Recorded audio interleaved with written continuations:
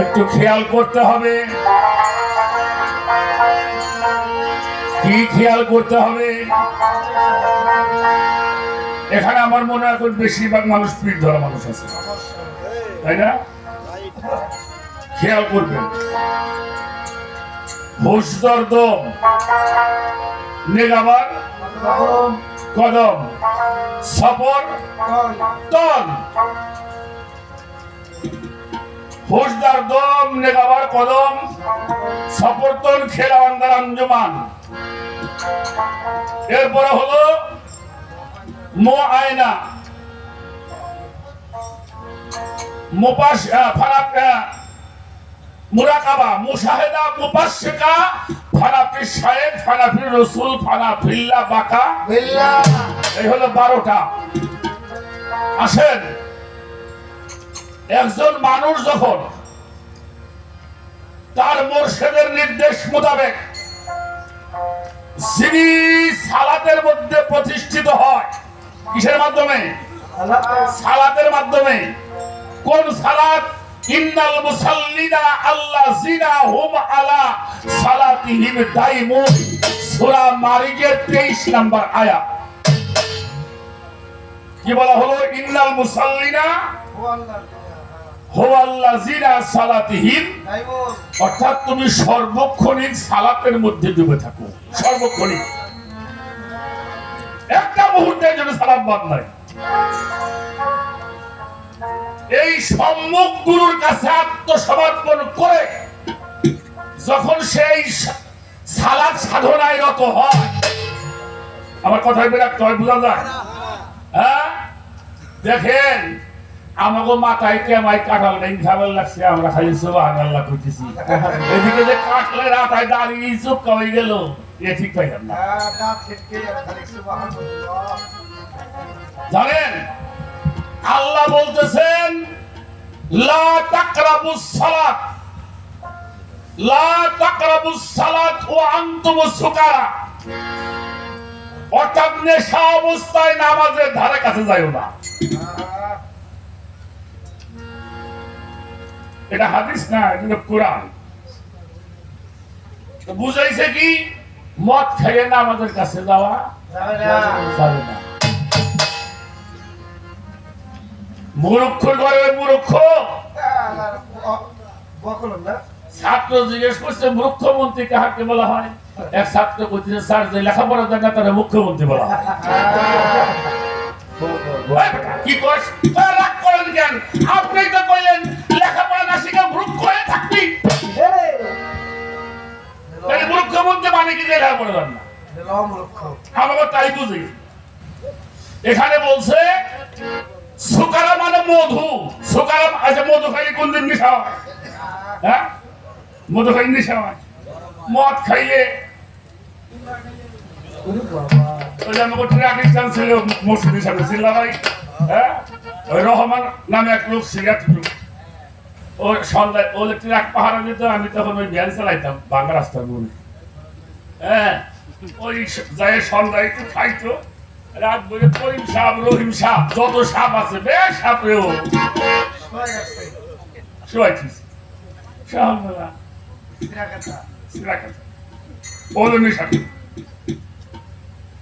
কিন্তু মদের নেশা তাও 3-4 ঘন্টা পরে ছুটে যায়, যায় না?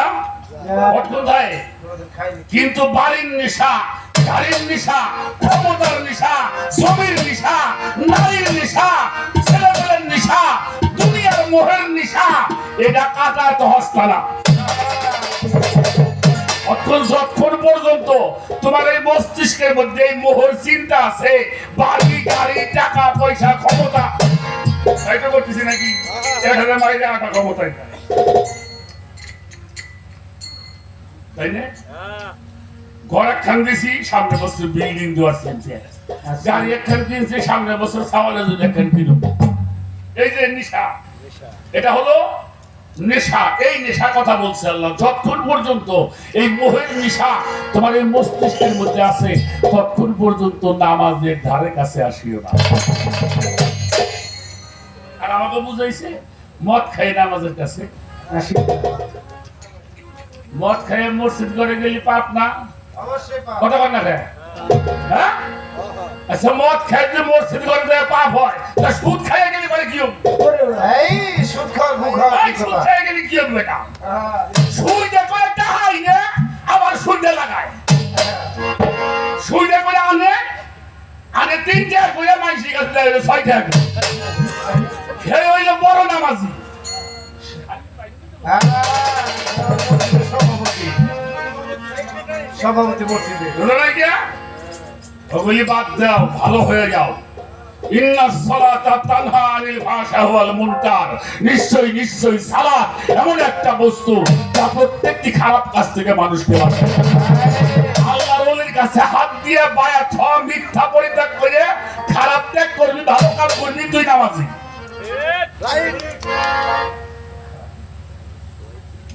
বড় বড় করলি সামনে এসে বলবি। এবার আসেন, যখন এই মানুষটা এই মুরাকাবার মধ্যে অর্থাৎ তাহাজ্জুদের সাধনা, যেটাকে তাহাজ্জুদ বলা হয়, তাহাজ্জুদ কিন্তু কোরআনের কথা, কিন্তু আমরা নফল বানাই দিছি।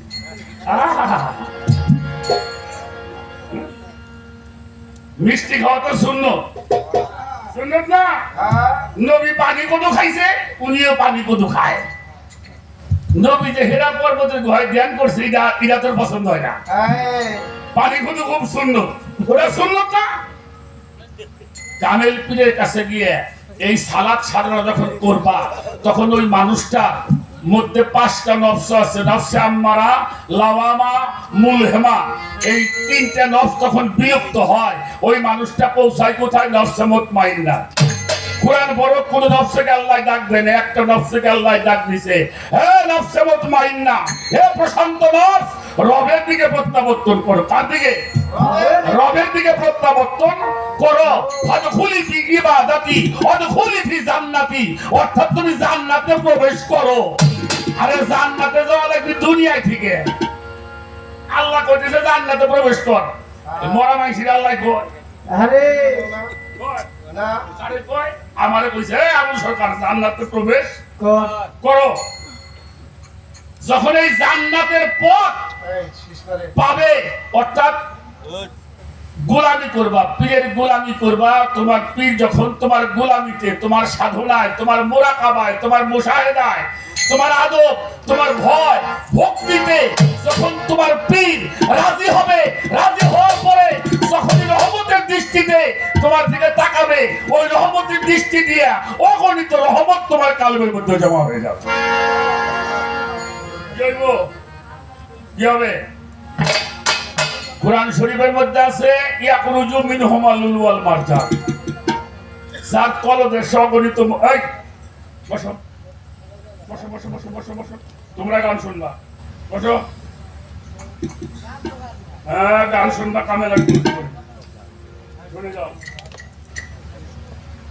কি যেই সাগরের তলদেশে অগণিত মতিমঙ্গা, আল্লাহর ওলিদের এই কলবের তলদেশে কাহিয়াতুল মাকনুত নামে অগণিত মতিমঙ্গার জমা আছে, সরাসরি হয়। এটা গাইলে দিলে পৃথিবীটা ভরে যাবে। সুবহানাল্লাহ।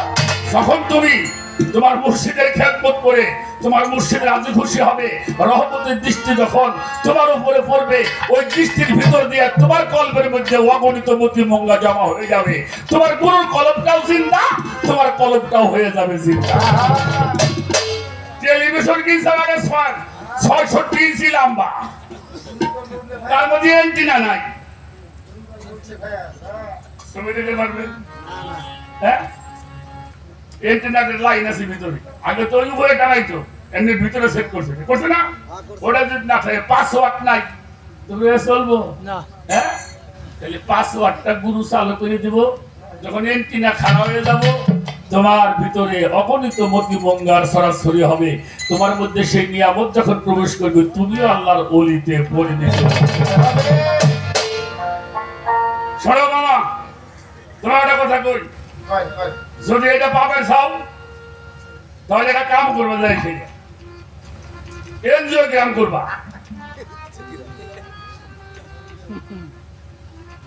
এনজিও গ্রাম করে না? আমি সেদিন দেখছি, এই ঈদের পরের দিন গান গেয়ে 7 ঘন্টা বসছিলাম কাজিরাটে, গরম লাগাইয়া বাস আরে ফেসবুকে দেখছে আগুন সকাল বুঝি মরিয়ে গেল। এরা মানুষ দোয়া করছে, আল্লাহ আমারে অনেক মানুষের দোয়া, লক্ষ লক্ষ মানুষ দোয়া করছে। পরে হাট ফাউন্ডেশনে গেলাম, একটু করে করে ঢাকায় যান গিয়ে নিয়ে গেল ইবনে সিনা, নিয়ে আমারে যিনি কি খাওয়াইটা শীত করে হওয়াই দিল।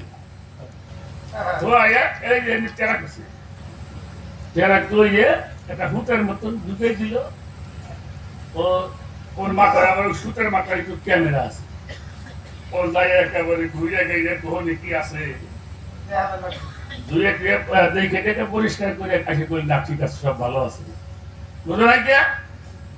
এটা আমি ডাক্তার দিয়ে বুঝাইলাম। গুরুর কাছে যাবা, গুরু তোমাকে এনজিওগ্রাম করাই দিবে। আই সুবহানাল্লাহ। আর সেই রহমতের দৃষ্টি যখন তোমার মধ্যে ঢুকবে, ওইটা ঘুরে ঘুরে যায় তোমার কলমের মধ্যে যে ময়লা ঘুরে আছে পরিষ্কার করে দিয়ে তোমার কলমটাকে ঠিক করে। এটা হলো দেওয়া। এই জন্য বেলায়েত প্রাপ্ত হওয়ার দুইটা ধারা আছে, একটা হলো আমলি, একটা নজরুলি। পীরের গোলামি করতে করতে পীর যখন খুশি হয়, রাজি হয়, তখন ডাকতে নিয়ে বলে বাবা তোর আর গোলামি করতে হবে না, আজকে তোর খলি বাবা নাই দিলাম।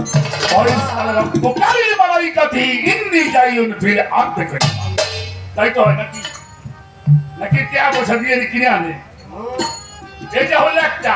আর একটা হলো নজরুলি হাল, এটা নজরুলি হালিয়া।